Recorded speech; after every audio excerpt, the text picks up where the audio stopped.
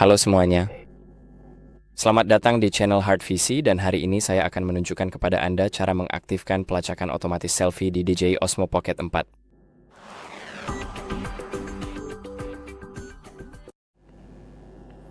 Jadi jika Anda ingin wajah Anda dilacak dan diikuti oleh kamera sepanjang waktu saat Anda mengambil selfie, saya akan menunjukkan cara mengaktifkannya. Pertama-tama, kita perlu membuka panel kontrol, lalu geser ke kanan, dan aktifkan ikon kecil di sini. Jadi seharusnya akan tertulis FT Tracking On atau FT Selfie On setelah Anda mengaktifkannya.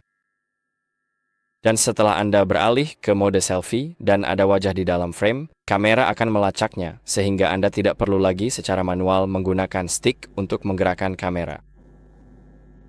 Dan itu saja, kurang lebih.